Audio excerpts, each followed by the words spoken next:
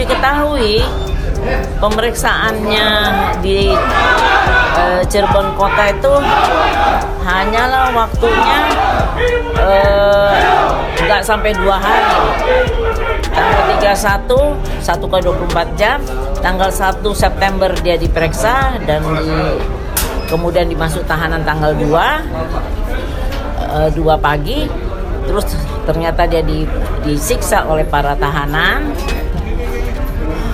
Melihat foto itu tersebar luas, Polda langsung tanggal 2 itu juga datang dan dibawa ke Polda Jabar. Kenapa mereka dalam waktu nggak nyampe 2 hari itu dipotong interogasi, dipotong BAP, kok bilangnya sangat panjang sekali, seolah-olah disiksa macam-macam. Itu nggak nyampe 48 jam loh. Kenapa mereka tidak bilang Polda, penyidik Polda Jabar yang menyiksa? Nggak berani masalahnya, karena memang tidak ada penyiksaan. Yang dia omongin nih polisi-polisi kecil.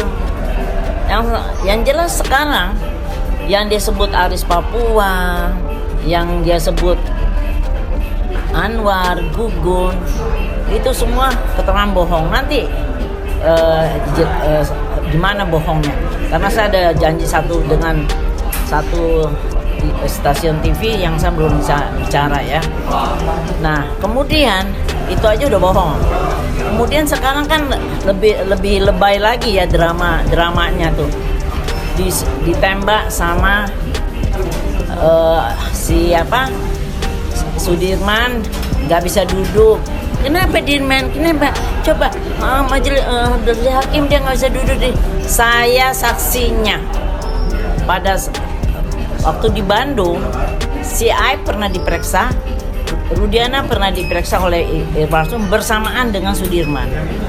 Dari pagi sampai malam, Sudirman tenang-tenang aja main gitar, main ini. Nggak ada, ini sakit.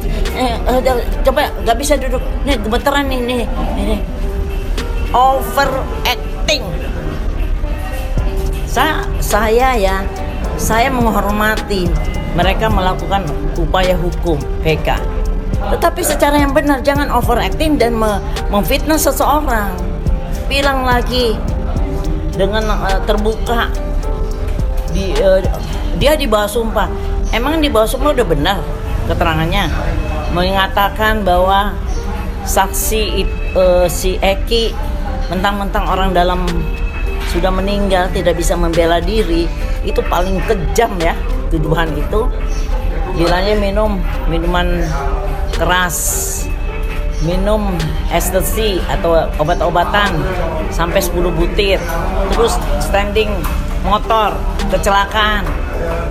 Itu semua bohong, karena itu sudah diperiksa 3 dokter, 1 dokter Rahma, dokter Ida, dan dokter forensik. Itu mengatakan tidak ada.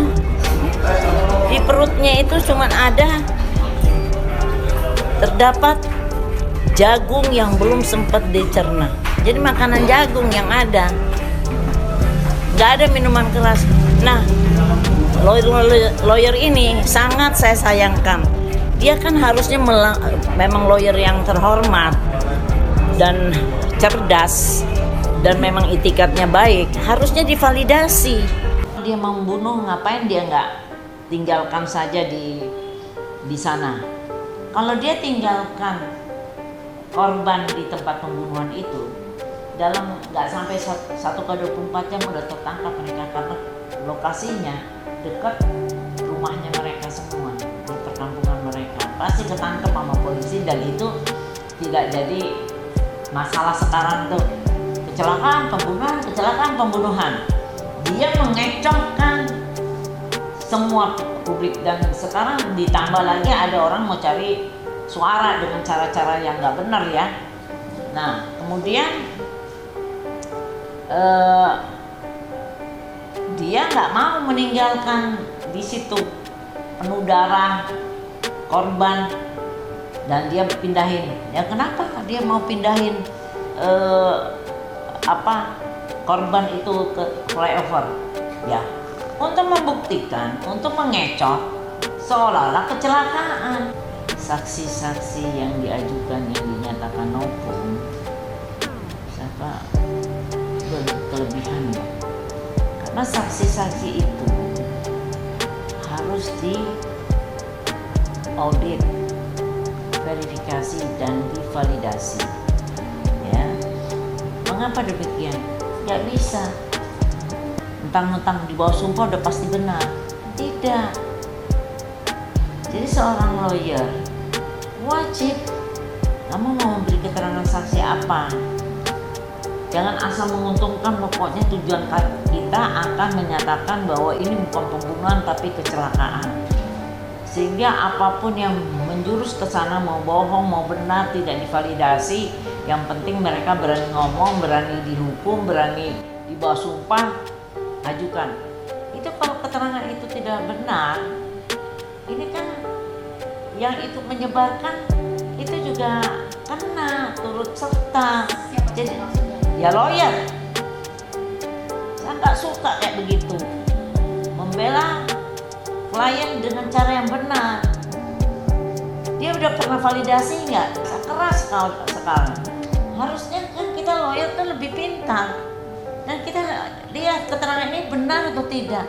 Kan ada visum dan terus dengan gagah berani karena sidang terbuka, ngotot sidang terbuka. Itu hanya untuk supaya membangkitkan netizen, membangkitkan buzzer-buzzer, sehingga menekan hakim. Saya melihat hakim sekarang sudah seperti ketakutan, bukan terpidana yang takut.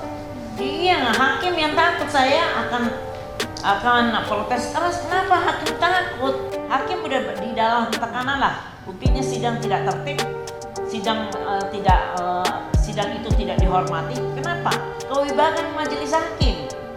Kalau majelis hakim di bawah, tidak akan ada teriak-teriakan. Majelis hakim dalam tekanan. Saya protes keras. Sidang lokasi itu apa? Itu dihukum di PK nggak ada hukum acara demikian. Itu kan ketakutan hakim.